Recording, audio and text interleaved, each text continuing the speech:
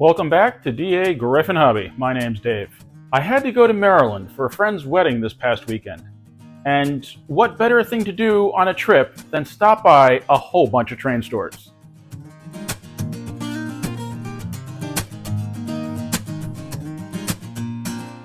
A train store road trip is always a lot of fun.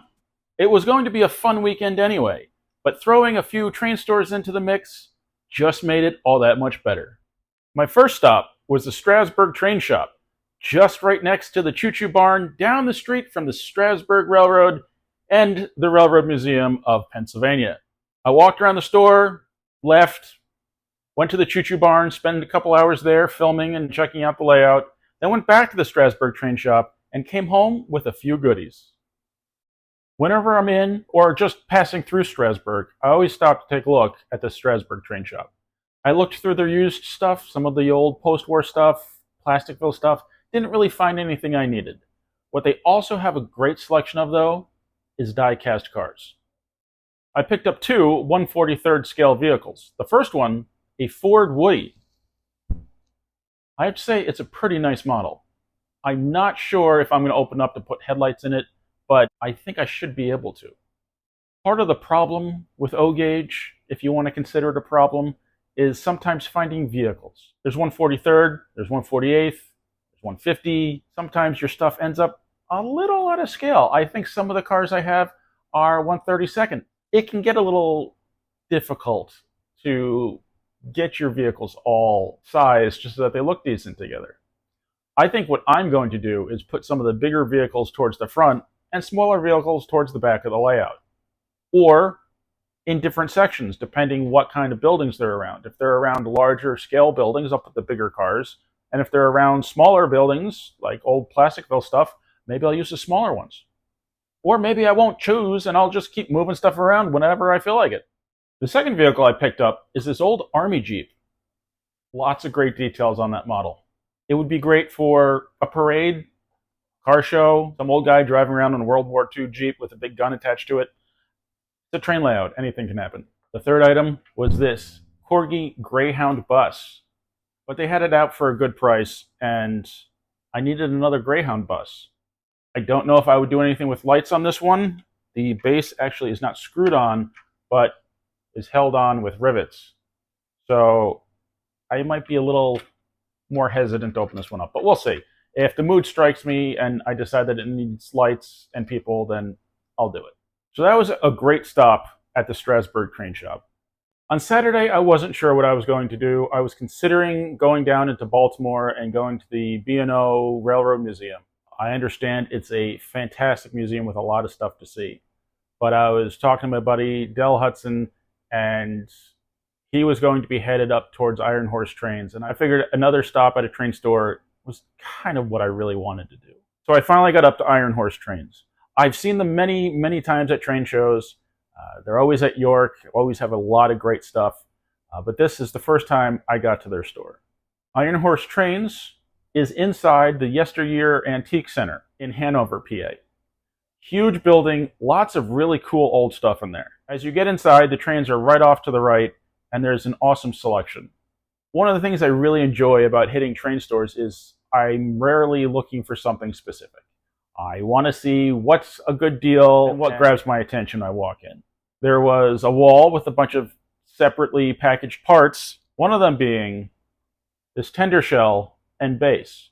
I don't know that I have trucks to fit it. I was going through my box of trucks trying to find something to fit this, and it wasn't working great. I didn't have two trucks that were going to have this sit at the same height. So it's going to take a little bit of playing to find the right trucks to make this work. And if it ends up sitting around for a while, that's okay. I'll get something for it eventually. And for $10, I thought it was a pretty nice Pensy shell. Another item I picked up there for $10 is this caboose base. I don't necessarily have a caboose shell that I need to sit on it. It's an MTH part. It's got trucks on it and center rail pickups. So $10, I figured that was a great thing to pick up. Whether I'm going to use it for a caboose or maybe use the trucks with the center rail pickup for another powered box car, like a hobo car or something. But for $10, it was totally worth it. They had recently picked up a large collection And in that collection was a big jug of individual scale people. For $5, I picked up these two guys carrying a crate. And for $6, I picked up two old guys, a couple crates, a barrel with a chessboard, and a dog. I also picked up just this one single dude. He looks like he's casual, and he's just patiently waiting for something. Something I don't really look for, but I love finding, are standard O boxcars, because they're usually pretty cheap, and they make a decent train. I actually have a string of them behind me here on the inner track. I have one Tropicana car, and I think they had one, but I didn't want to spend the 25 or 30 that they had on there. But I have the Tropicana, a Pacific Fruit Express, and then two New York Central refrigerator cars that are all orange. And I found this Pacific Fruit Express a little different than the one I have. And I picked up another Standard O car that I don't have, and the Grand Trunk Western car. What I really like about these Standard O Lionel cars is that they're inexpensive. They don't have a lot of fragile pieces. They almost always have die-cast trucks. Maybe they always do, I'm not sure. But they're a nice size, inexpensive car. So I can run them on the inner or the upper loop and run the nicer scale box cars out on the main line. I did pick up one more box car, this one a K-Line, and it's the B&O Sentinel car. Now I have this in a Lionel Standard O, and I have the Sentinel Rail Sounds car, and this is a pretty nice car. It's nicer than the Standard O, but not as nice as the Sound car. But I think definitely worth it. There's one more thing I picked up at Iron Horse Trains, and that's this Plasticville set. I had grabbed one that was new in box, and then they pointed out that there was one that was used for less. So this one has been assembled and then disassembled.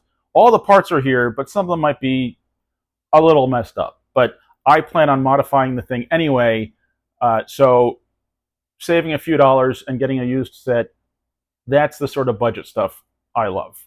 So hopefully I'll get a moment to put this together pretty soon. Maybe about a half mile away from Iron Horse Trains is Toy Trains Unlimited. Definitely a neat little store, worth stopping in if you're in the area. I picked up two RMT Strasburg tank cars. They're traditional sized and just a lot of fun. One of the nice things about RMT is that each car has its own road number. He had two, so I picked up two. I don't know if I would have picked up 3 or 4, but I probably would have if he had them. I would have preferred scale cars, but I run enough traditional size stuff that they're going to fit right in. At that point, I was done in Hanover, and I had a couple choices on what I could do, but I decided I'd drive up to York and check out White Rose Hobbies. White Rose Hobbies is what I would consider a true hobby store. Not a train store, a hobby store. They had some amazing RC trucks, boats, cars, trains of the different scales, paints, and just all sorts of stuff like that. It is the type of store I would have absolutely loved when I was younger. It's kind of an experience going there. They've got a couple of layouts, but they also have a bunch of really awesome hobby stuff there. I was pretty done shopping at that point, but I can't go to a hobby store and not buy something. What I picked up was more people. I got this pack, which is a family, and I got this pack of young adults. They did have some really nice stuff there, and had I stopped there first, I may have been more inclined to spend a decent chunk of money. But being that it was the end of the weekend, I was tired, and I still had 3.5 hours to drive to get home. I think I was kind of done. But I definitely do have to get back there at some point and spend a little more time and check out what they've got. Whenever I'm coming back from York, I always do take a little bit of a detour and make sure I go through Strasburg. So this would be my second time in Strasburg over the weekend.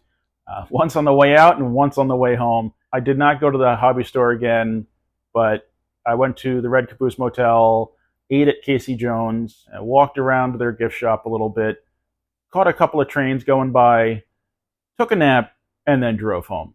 It was an amazing weekend, and not just because of the trains. I could talk more about all this stuff and the great stores, but, I'd rather play with this stuff.